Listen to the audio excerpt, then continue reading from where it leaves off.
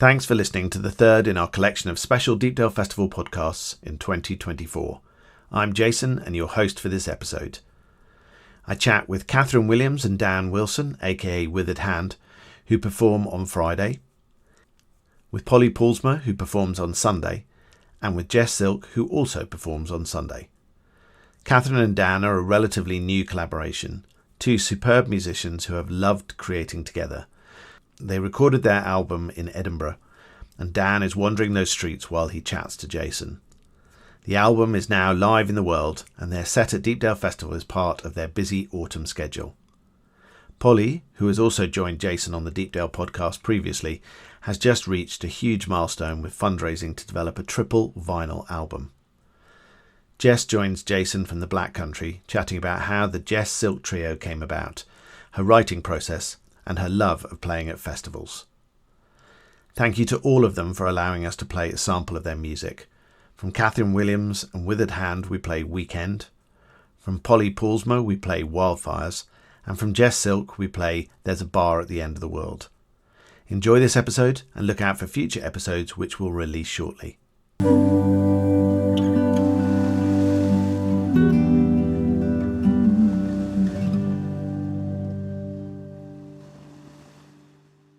I'm chatting to two very lovely people. Kathryn Williams, who I think Chris has described as the mascot of Deepdale Festival, because this is going to be her third year coming, which is just brilliant. And then also Dan, who is her relatively new collaborator, aka Withered Hand. They've put together the most beautiful album and are both going to be performing together on Friday at Deepdale Festival, and we are very excited. Welcome to Deepdale Podcast, both of you. Thank you for joining me. Oh, Thank you. Thanks for having us. I'm loving the art behind Kathryn's head, and I'm loving the blue skies behind Dan's. So all in all, it's a great view. Yeah, colour coordination. Yeah. So how did you guys meet? How did this collaboration happen? Dan's out and about in sunny Edinburgh. We can see him with his earphones on, and it's like kind of watching some strange YouTuber who's about to jump off a building or something. In a canal. Oh yeah, into the canal. We met. We've got a lot of mutual friends who have both said to us, we should meet each other, and we never did. And then I think I'd sent you a tweet saying, I wonder what songs we could write together. And then I got scared and deleted it. Yeah, which caused a lot of consternation at this end. But we ended up meeting together, having never met before, and writing, and it went well. And then we just kept on doing it, and lockdown happened, and we stayed in touch and kept on writing, with no plan for it to be a record together. We thought like maybe songs for Dan or songs for me or songs for someone else. Yeah. And then quickly became like, it felt like this was an important record we should put out together. I think last time we chatted on the podcast, Kathryn, you'd been recording in Edinburgh. Yeah. And so was that with Dan? Or was that this album? Yeah, that was this album. Right. Got you. And so Dan, is Edinburgh home for you then? Yeah, it's been home for nearly 30 years now, yeah. So, it's a good place. I like it very much. And it's been very kind to me in terms of my musical journey. It's been a good place for me to be. So what can people expect from your collaboration? What do either of you feel it brings that the other one didn't necessarily have by yourselves? Oh, that's a good one. I'm waiting for Dan to answer this first, and then I'll jump in. Well, it's definitely got something that I hear in the songs that is, I think when I hear it, it's got a sort of sweetness and a bit, it's got a kind of like sweet and sour. It's got like it's got a complexity of sort of emotional tone that I might not have just had on my own, and vice versa. Like it's like a marriage of sensibilities.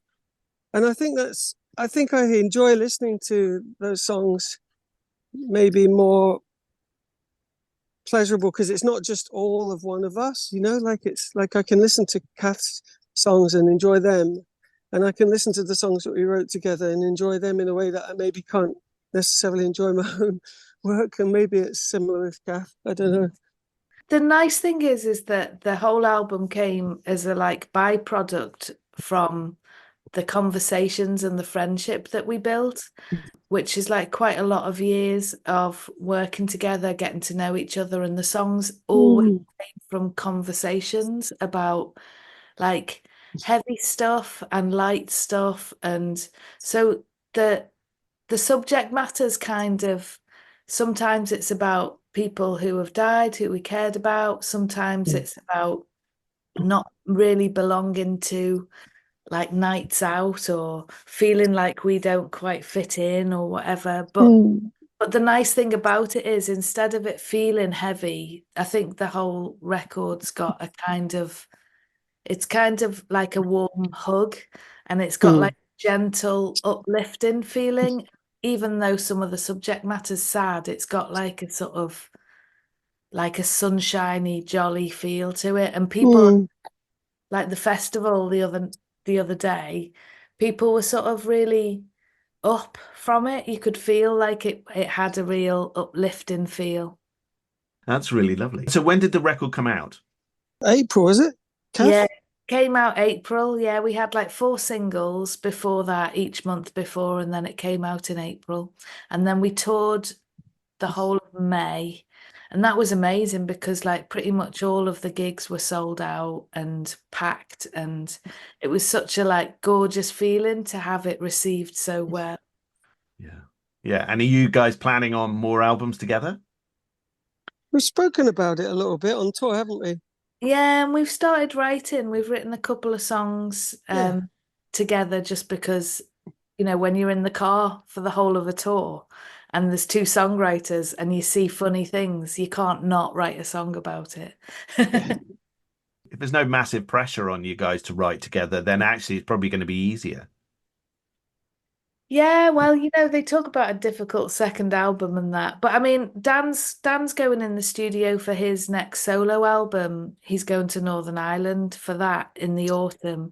And I've just finished my next solo album. So there'll be a little hiatus before we get back together. But I mean, I'd kind of like to make another record just because I get to hang out with like my pal. Yeah, me too. Me too. It was so Sounds fun. like as good a reason as any, doesn't it, really?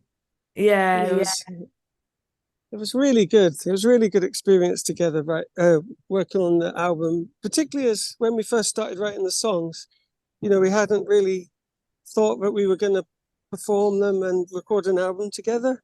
So it was all a big bonus, really. Yeah. And Dan, I have to ask, where did the name Withered Hand come from? Well, I thought it was kind of a joke when I was just starting to play shows out, you know, just me and my guitar, and I thought it sounded like a metal band. But it's kind of stuck around, so I think that's where it came from. I'm now aware that it's got like a scriptural references, which might be just rattling around in my mind from growing up, but that wasn't intentional. Separately or together, got any more gigs before you play at Deepdale in September? I think we've got like a run. I think Deepdale's going to be part of a run of dates that we've got through September, October. And then we're planning on doing a Highlands and Islands tour up in Scotland. Nice. Yeah. Not too early though, because I don't quite fancy a snowplow. You could get that bus from Where Eagles Dare, you know, the one with the snowplow on it, and kind of that could be your tour bus. We'd need that. Good.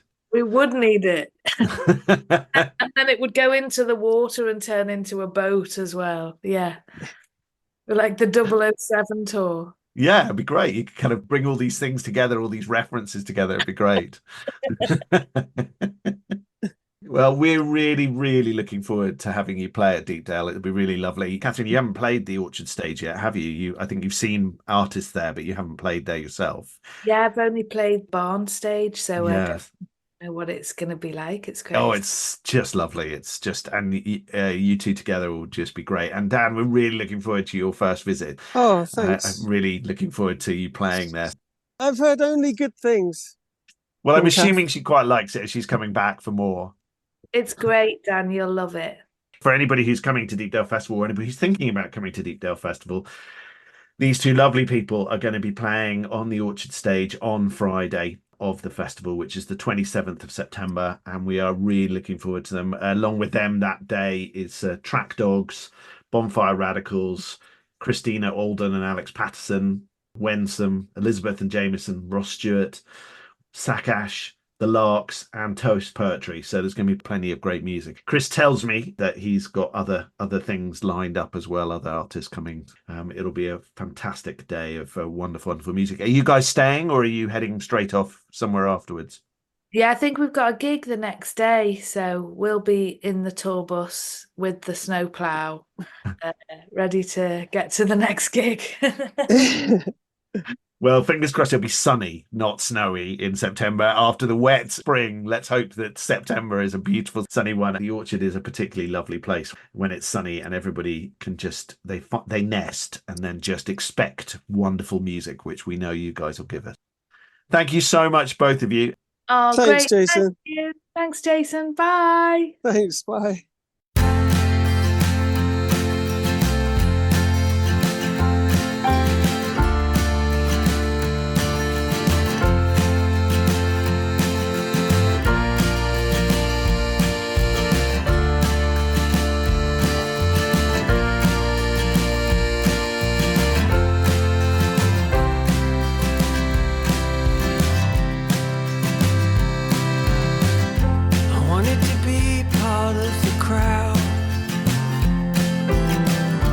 Kept my coat on, said the music was too loud. And when the lights went up, I saw a sea of faces shouting, singing out for more.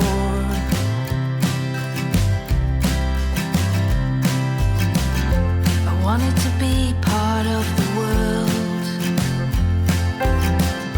I kept my collar up, didn't realize I was proud. When the lights went up, I saw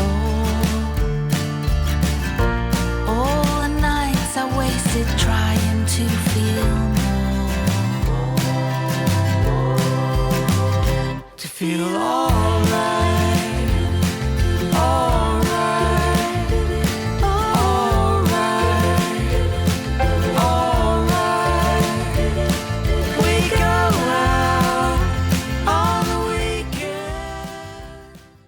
I am chatting to one of the loveliest people in the music industry, Paulusma. Polly is playing for us on Sunday at the festival, and we are really looking forward to it. It's your first time on the Orchard, isn't it? Yeah, I think so.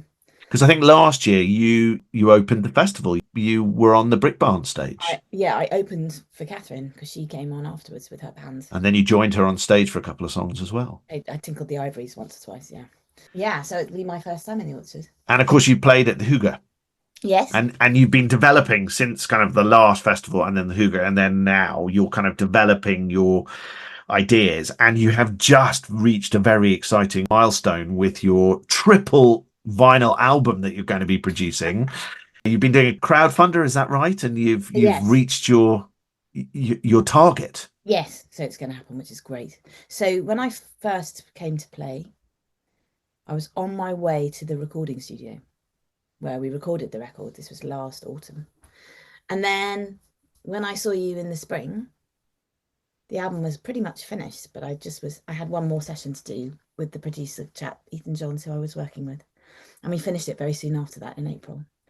And I delivered it to the label, and something surprising happened during the making of the record. I'd written all these songs, and I normally write far too many songs for a record. I might write 40 or something, and then I pick the best 10. But I gave this bag of like 22 songs to Ethan when we began discussing the record, and he could see a story running through all of them, and he wanted to record. He didn't quite want to record all of them, but he wanted to record 20 of them. Actually, he dropped one, I dropped one. And when we were in the studio, one just didn't work. So we ended up with 19. But it is a phenomenally long record.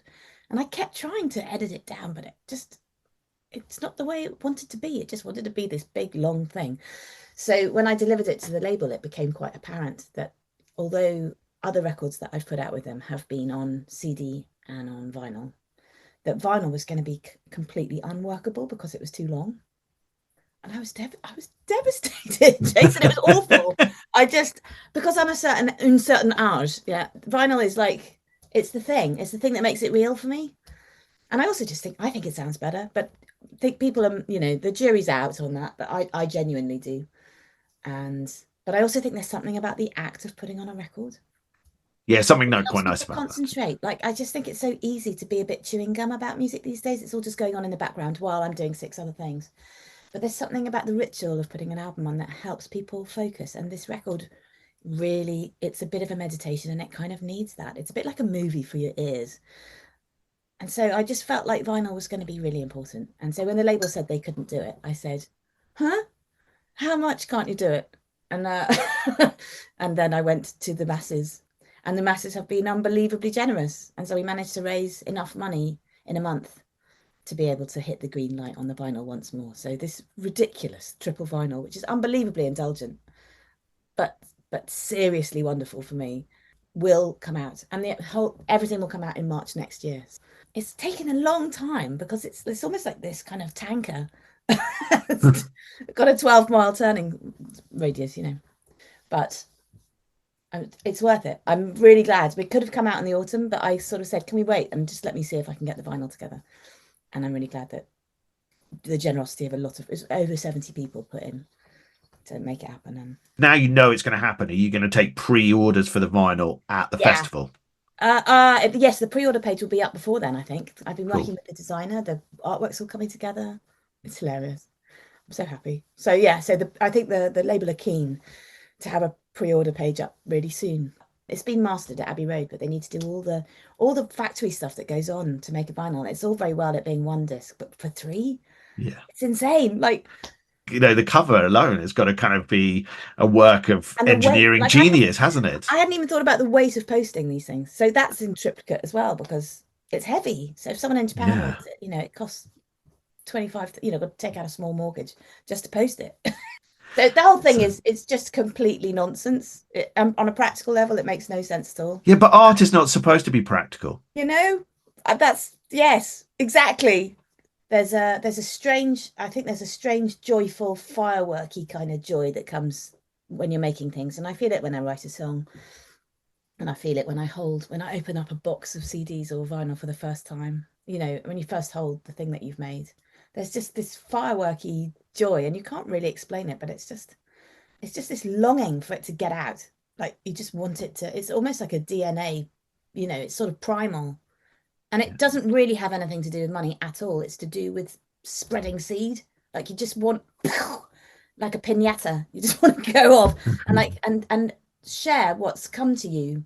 Well, we are really, really looking forward to you playing again. It'll be fantastic. And I think you'll suit the Orchard stage beautifully. It'll work really, really well. Won't be able to hear a pin drop while you're singing away, apart from maybe a few pints being poured at the back of the Orchard field. I hope so. I hope one of them's for me. Are you managing to see any other act while you're with us? My brain is not. I can't believe you're even discussing that. Okay. Sorry, it's way too far next ahead. Week, maybe. But I'm sure I'll try. I don't know what's going to be going on at that point. We'll have to just see. I hope so. I did this on my last record. I really got into filmmaking, like making little videos, and I actually ended up making a video for every song on the last record. And I'm sort of doing the same thing now, and it's much longer, obviously. So I'll be probably making lots and lots of films. So your YouTube account's going to be nicely busy.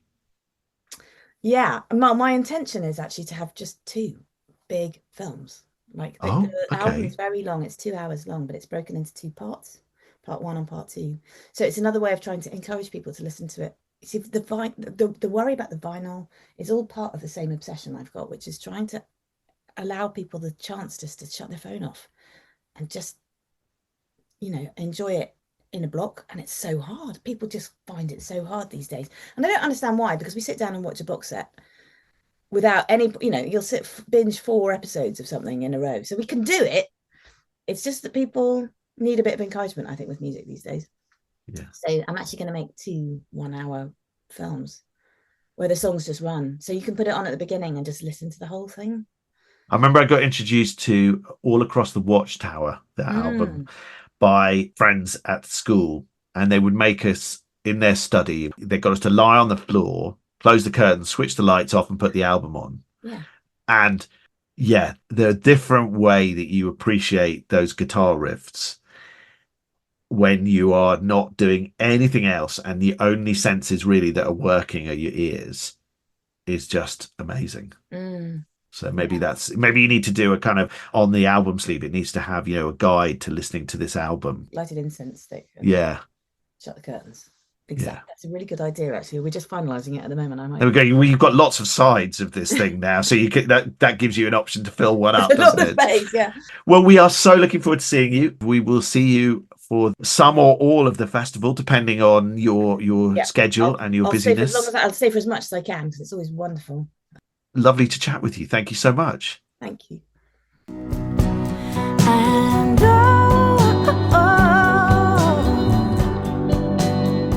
when I'm in a cathedral, I feel it all. I'm floating up in space.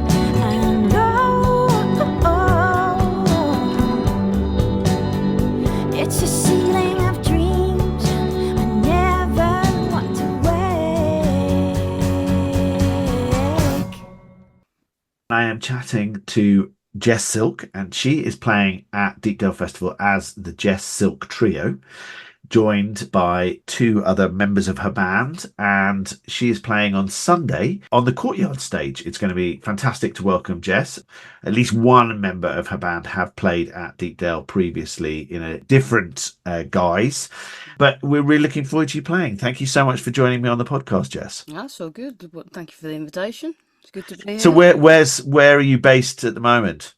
I'm based in the Black Country, a little place called Kingswinford.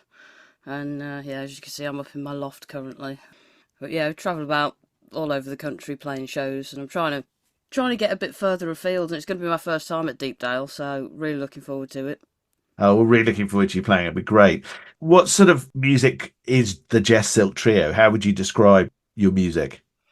I mean, it's all stuff that I've written, and it kind of fell together accidentally because me, you, and Matty play a lot of different festivals together. They jump up on stage with anybody. They're awful. They're complete music tarts, are they? Yeah, absolutely. No, they love it. Yeah, so it just kind of happened accidentally, the trio kind of thing. And I'm terrible coming up with band names, so it's just the Jess Silk Trio. I might name it properly at some point. It says exactly what it is on the tin. Yeah. I kind of bill myself as folk punk. It's definitely folk music. It tells a story, but it's got a punk attitude. We like that. Have you been writing music for a long time? Is it just something that you just naturally did? Yeah, well, I mean, there's always been music on in the house. Dad will play it really, really loud, so you've got no other choice as to listen to it. And that was from when I was a kid. I think I wrote my first song when I was about 10 or 11, and it was awful, so we don't talk about that anymore. But since I was about 14, 15, I've been writing, and there are a couple that I wrote around that period that I do still play and don't cringe too much at. But yeah, that's kind of where it started when I was a teenager. You were just saying you were just at a festival this weekend. Have you played a few festivals this summer? Yes, I think this year in total I've got, I think it's about 21, 22. Right. Yeah, that's quite a busy little schedule. Yeah. Yeah, it's been mental, but it's good because I love it. It's a bit knackering, but yeah, it's all fun. Have you played in Norfolk before? I haven't. I think the closest I've got so far to Norfolk is Stamford, which isn't particularly close, but yeah, so new it's on the part doorstep. of the country for me, so good. Well, we're really looking forward to you playing. Have you got an album, EP, or anything like that out so that people want to kind of catch up with your music before they see you? Yeah, I've got a couple of albums, a couple of studio albums, a couple of live ones, EPs, and they're all on my Bandcamp page. You can find a link. Where is it? My website, jesssilk.co.uk. everything should be there if people want to check it out, all on Spotify and all of that nonsense. So you a multi-instrumentalist, or are you kind of purist guitar and singer? On stage, guitar and singer. Well, I don't know if you see, I've just got the keyboard out behind me, which I can't really play, but I really enjoy playing it. So that's come out this morning. But yeah, pretty much stick to what I know, guitar and singing. And are you self-taught guitarist, or was it something you picked up over the years? I had lessons at school, but it was always they're trying to teach you, get you to do your grades and get you to play the melody on guitar. I've never really been that good at guitar. It's just been something to accompany my voice. So I kind of got to about 14, 15. I was like, there's not really any point in me having lessons anymore, because I'm not going anywhere with the guitar, so I'll just focus on my songwriting. When you write, what comes first, the melody or the words? Usually the words, or at least if I've got a line like for a chorus or something, and then I'll put the melody to it, and then it'll kind of happen in tandem. I'm all about the words rather than anything else.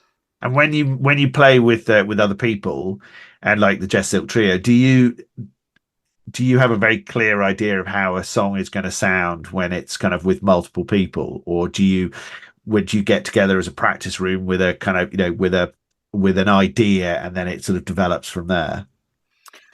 I don't think we've ever actually had a proper rehearsal. Oh, okay. Excellent. Okay. I mean, you'll try things and maybe something won't work, but I pretty much just leave it to Matty and you and to just jump in and play, and they're very good at that. They do it a lot, so it's great. But yeah, I don't think we've ever maybe had a quick run through before shows, but I don't know, maybe if we did have a rehearsal it'd sound a bit tighter, but I like doing it that way. It's just fun. It's the life on the stage and the entertainment and the love of the music, I think, that matters so much more. Absolutely. I mean, we all do it because we love it, and that's what it's all about, isn't it, I think. We're really looking forward to seeing you at the Deepdale Festival. It'll be lovely to welcome you to Norfolk for the first time and to Deepdale for the first time. If you want to know any more about Jess, she is playing on Sunday at the Deepdale Festival on the Courtyard stage. We've got lots of info about her on our website, links to her web pages and her Bandcamp and all of that sort of stuff. Thank you very much. We look forward to seeing you in a few weeks' time. I know, that's crept around quickly, hasn't it? No, I'm really looking forward to it. Like, when I started recording these podcasts, it sort of all felt quite a few months away, and now it's feeling very close. Thanks very much, Jess. Thank you very much. See you soon.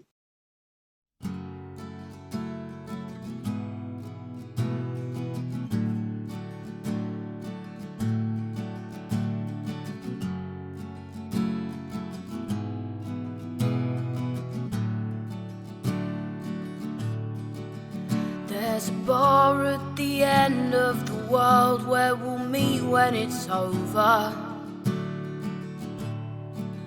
There's a light at the end of the tunnel you're heading towards.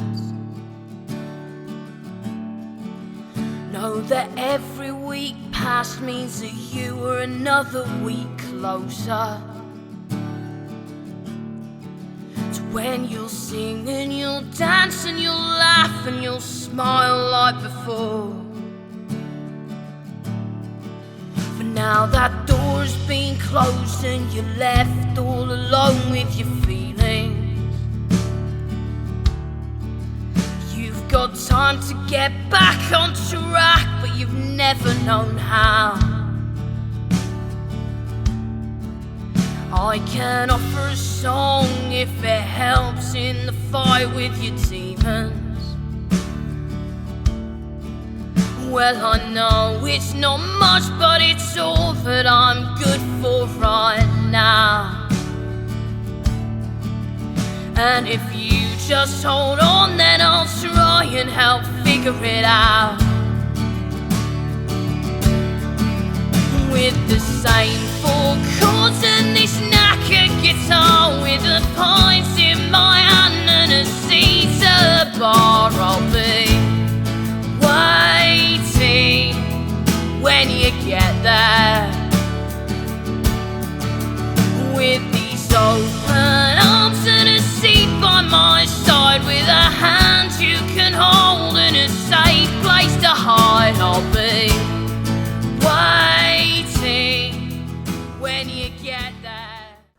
Thank you so much for listening to the third episode of the Deepdale Festival Podcast 2024. More episodes are currently being recorded and edited and will be released shortly. If you'd like to know more about artists performing at Deepdale Festival 2024, please take a look at the website deepdalefestival.co.uk. Hope we'll see you in September for amazing live music.